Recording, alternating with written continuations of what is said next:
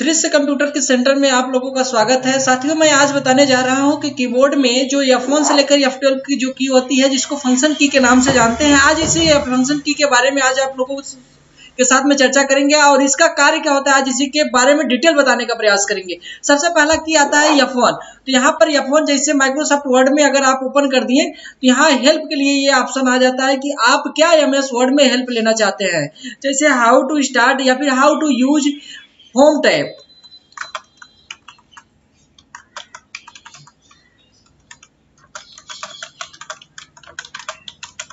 अब देखिए how to use home tab. तो होम टैब के बारे में ये देखिए यहाँ पर पूरा ये सब ऑप्शन बनकर आ गया। आप क्या यूज करना चाह रहे हैं उसके बारे में ये पूरा डिटेल दे दिया। अब यहाँ पर हम दे दिए how to find character, how to find art या काउंट या डॉक्यूमेंट या वर्ड। तो यहाँ पर वर्ड लिख के जैसे ही इंटर करेंगे तो देखिए वर्ड के लिए ये प्रोसेस बता दिया कि आप फाइल इन्फो पे जाइए, वर्जन हिस्ट्री पे जाइए, ये सब पूरा ये डिटेल दे दिया। तो पता चला कि F1 से हेल्प के लिए इस्तेमाल करते हैं। आप कहीं भी इस्तेमाल कर सकते हैं, जैसे हमारा यहाँ पर चल रहा है तो इस पे भी F1 कर दिए। तो यहाँ पे भी माइक्रोसॉफ्ट के अलावा किसी भी डॉक्यूमेंट पर या फिर किसी भी वेब ब्राउजर पर आप सपोर्ट के लिए इस्तेमाल कर सकते हैं। यहाँ पे जो भी इशू है उसको आप लिखेंगे तो ये लिखा है डिस्क्राइब योर इशू। तो यहाँ पर जो भी आप करेंगे उसका ये पूरा व्याख्या सहित बता देगा, यानी हेल्प लेने के लिए। अगला शॉर्टकट की आता है F2। यहाँ पे मिनिमाइज कर दे रहे हैं, आप अल्टर स्पेस एन कर देंगे तो मिनिमाइज हो जाएगा। शॉर्टकट की इसका है। अब जैसे मान लीजिए यहाँ पर RAM 11 दिख रहा है, तो अगर आपको यहाँ पर इसका नाम चेंजिंग करना है तो कीबोर्ड से F2 कर दिए तो रामेश जो भी लिखना है आप लिख सकते हैं, है ना। और यही जैसे मान लीजिए यहाँ पर ये है, ये मैटर ले लिए मैटर।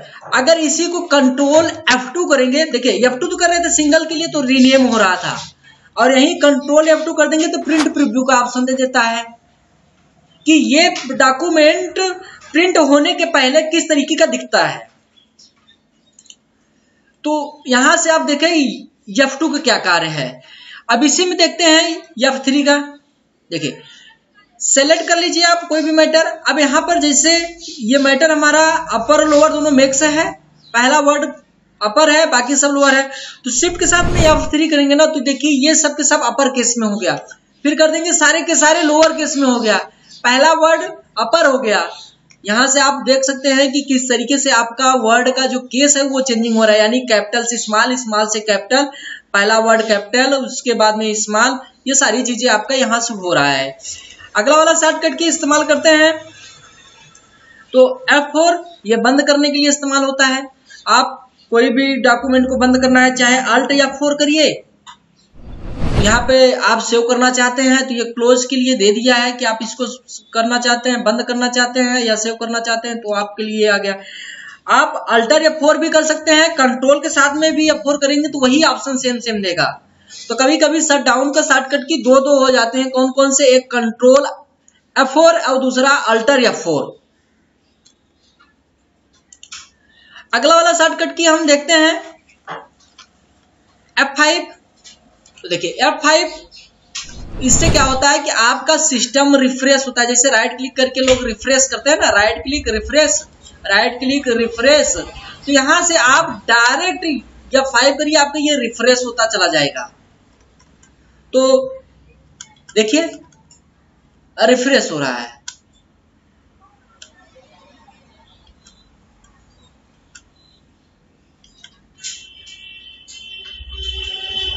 अब देखिए अब यहां पर अगला वाला शॉर्टकट की है F6 से देखिए क्या हुआ कि ये वाला यहां पहुंच गया। अगर हमें यहां पर पहुंचना है, यहां पर स्टार्ट बटन पर, तो फिर F6 करेंगे तो फिर इस वाले पहुंच गए।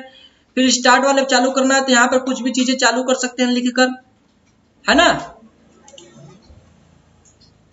यहाँ पर F6 की सहायता से किसी पे भी जाना होगा, जिस पे मान लीजिए हमें जाना है, वहां से आप ऐसे क्लिक करेंगे ना तो आसानी से, बड़ी आसानी तरीके से आप जा सकते हैं, है ना। तो देखिए यहाँ पर ये F6, यहाँ से आप सर्च मार सकते हैं कुछ भी चीजें जो सर्च मारना है, विनवर्ड, एक्सेल, पावर पॉइंट।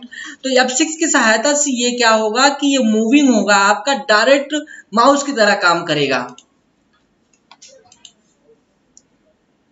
अगला वाला शॉर्टकट क्या आ जाता है F7, बहुत इंपॉर्टेंट शॉर्टकट की है। यहाँ पर जैसे मान लीजिए हमारे पास में ये मैटर को हम यहाँ पर सेलेक्ट करके शिफ्ट के साथ में F3 करके वापस इस डॉक्यूमेंट को उसी मोड में कर देते हैं जिस मोड में पहले था। और यहाँ पर हम कुछ गलतियां कर देते हैं, ये देखिए गलतियां कर दे रहे हैं।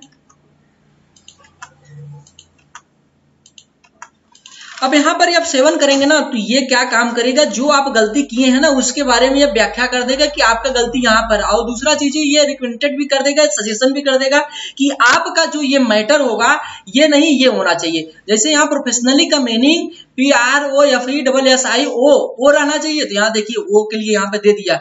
जैसे यहाँ पे क्लिक करेंगे तो वो रेड वाला हट गया। यहाँ पे कोऑर्डिनेटेड का मीनिंग गलत है, कोऑर्डिनेटेड का भी मीनिंग बता दिया। स्मार्ट आर्ट का भी मीनिंग गलत था, स्मार्ट आर्ट अपेयर का मीनिंग गलत था। जो हम गलतियां किए थे ये हमारा बड़ी आसानी तरीके से सही कर दिया।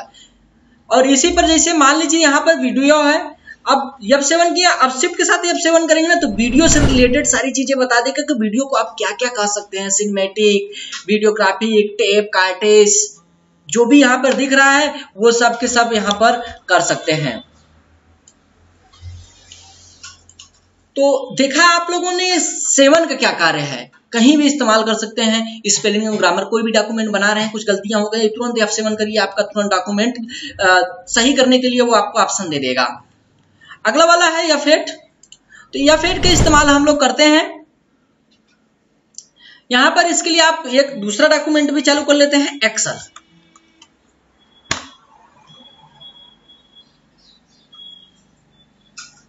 ओपन हो रहा है, इसको यहां से हम ओपन कर दे रहे हैं और यहां से हम कुछ डॉक्यूमेंट जैसे ले रहे हैं। यहां पर देखिए हम एक लुकअप का फार्मूला बनाए थे, आप यहां से ये फार्मूला, ये सवाल है, आप भी ऐसा कर सकते हैं, मैच फार्मूला ये सब है। तो यहाँ पर फिलहाल इसका क्या काम है, तो देखिए F8 कर रहे हैं, F8 कर रहे हैं तो कुछ किया नहीं ना। अब यहाँ पर देखिए जैसे यहाँ पर सिलेक्ट किए, देखिए अब ये F8 करने से क्या हुआ कि आपका देखिए अब ये F8 दोबारा कर दिए तो क्या हुआ, कहीं भी जा रहे हैं कोई दिक्कत नहीं है। अब F8 करके आप जहां जहां क्लिक करेंगे ना वहां उतना उतना ये मैटर सेलेक्ट करता चला जा रहा है ना। इंटरेस्टिंग। अब जैसे कहने का मतलब ये है कि यहाँ पर हम एक बार F8 और कर दिए, वापस हो गया। अब हमें यहाँ से लेकर यहाँ तक पूरा सेलेक्ट करना है, तो F8 प्रेस कर दिए और यहाँ पर क्लिक कर दिए, है ना कमाल। तो ये पूरा पूरा सेलेक्ट कर दिया।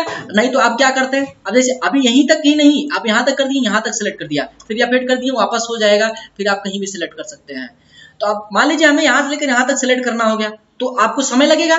इसके लिए आप क्या करेंगे, कीबोर्ड से आप एक जहां से आपको सिलेक्ट करना है, कीबोर्ड से आप F8 कर दीजिए और जहां तक चाहिए वहां पर इसे क्लिक कर दीजिए, बड़ी आसानी तरीके से पूरा मैटर को सिलेक्ट कर देगा। समझ में आ गया होगा, आशा करते हैं, है ना। तो F8 का कार्य क्या है, बाकी टैली में इसका सेल के लिए इस्तेमाल होता है, टैली में F7 जर्नल के लिए इस्तेमाल होता है, F6 रिसिप्ट के लिए इस्तेमाल होता है, और F5 पेमेंट के लिए इस्तेमाल होता है, और F9 परचेज के लिए इस्तेमाल होता है। तो ये अलग अलग है। अगला वाला है शॉर्टकट की F10। देखिए F10, अब जैसे मान लीजिए आपको राइट क्लिक करना है, यहां से मैटर को हमें राइट क्लिक करना है तो ये वाला ऑप्शन में होता हो रहा है। तो आप इसके लिए क्या काम करेंगे, शिफ्ट के साथ में F10 कर देंगे ना तो राइट क्लिक वाला ऑप्शन अपने आप कर गया। नहीं तो आपको कीबोर्ड से F10 कर दिए तो आपका राइट वाला आ गया। अदरवाइज अगर आपको माउस से करना होगा तो माउस का ये राइट वाला बटन, ये देख रहे हैं ना, ये राइट वाला बटन आपको प्रेस करना पड़ेगा, तभी नहीं ये ओपन होगा। अब देखिए अब ये कीबोर्ड माउस से ये हम पास में ही है। अब जितना आपको चाहिए देखिए जैसे यहीं पे है, अब हमें क्या देखिए माउस ये हमारे हाथ में है, अब हमें यहाँ पे सेलेक्ट करना है ना, सेलेक्ट करना है या कट करना है, तो जो भी करना है तो शिफ्ट के साथ में F10 कर देंगे तो देखिए राइट क्लिक वाला आ गया। अब आपको क्या करना है, कट कॉपी पेस्ट आप जो भी आपको करना है वो कर सकते हैं। यही नहीं, अब आप यहाँ भी देख सकते हैं, यहाँ पर जैसे इसका ये फोटो हो गया, ये फोल्डर हो गया। अब फोल्डर का राइट क्लिक करके इसका हमें चेंजिंग करना है, शिफ्ट के साथ में F10 किए तो देखिए ये राइट क्लिक वाला ऑप्शन आ गया और यहाँ पर R कर दिए तो इसकी प्रॉपर्टीज खुल गई। अब यहाँ से आपको जो भी काम करना रहेगा वो आप कर सकते हैं। कस्टमाइज पे जाकर जो भी अपन को फोल्डर का जो भी फाइल वाइल चेंजिंग करना होगा या फिर आइकन चेंजिंग करना होगा तो आप आइकन भी चेंजिंग कर सकते हैं। तो माउस का राइट क्लिक बटन ही आपका F10 है ना।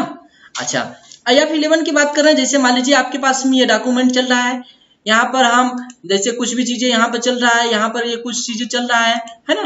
तो इसको अगर आपको फुल स्क्रीन में जैसे मान लीजिए हाउ टू यूज या फिर कुछ भी चल रहा है, यहाँ पे जैसे मान लीजिए ये हम चालू कर दिए, डिस्ट्रिक्ट की साइड चालू कर दिए, तो यहाँ पर जैसे ही हम F11 करेंगे ना तो ये क्या हो जाएगा, आपका पूरा फुल स्क्रीन में हो जाएगा। देखिए F11 जैसे ही किए तो ये आपका क्या हो गया, पूरा फुल स्क्रीन हो गया।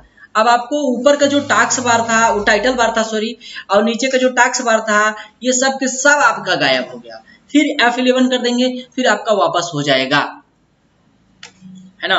अब देखिए, अब इसी में F11 के बारे में आपको पता चल गया F11 का कार्य क्या है। अब F12 के बारे में चर्चा करते हैं। तो F12 के लिए हम इस्तेमाल कर देंगे, देखिए जैसे हमें ये डॉक्यूमेंट चल रहा है ना, तो इसको कंट्रोल एस से सेव होता है, कंट्रोल एस से सेव होता है। जैसे रमेश के नाम से हम सेव कर दिए, है ना, रमेश के नाम से सेव कर दिए तो यहां पर जो हमारा नाम आ जाएगा, अभी 1 मिनट जस्ट कुछ हो गया। देखिए यहाँ पर रमेश का नाम आ गया। अब F12 करके ना इसका नाम चेंजिंग कर सकते हैं आप, ठीक ना। इसका लोकेशन चेंजिंग कर सकते हैं आप, नाम चेंजिंग कर सकते हैं, लोकेशन चेंजिंग कर सकते हैं। कहने का मतलब ये है कि सेव एज का इस्तेमाल करते हैं, यानी F12 सेव एज का शॉर्टकट की होता है। किसी भी डॉक्यूमेंट में जो भी चल रहा है उसको अगर आपको दोबारा से सेव करना है, किसी दूसरे नाम से सेव करना है, एक ही डॉक्यूमेंट को डबल डबल करना है, ट्रिपल ट्रिपल करना है, तो उसके लिए आप F12 का इस्तेमाल करेंगे। तो F1 से लेकर F12 तक आप लोगों ने देखा कि किस तरीके का क्या कार्य है, की का कहाँ उपयोग किया जाता है, तो इसके बारे में आप लोगों ने देखा। और थोड़ा सा भी वीडियो अच्छा लगा हो ना तो प्लीज चैनल को सब्सक्राइब जरूर करें और साथ में लाइक भी करें।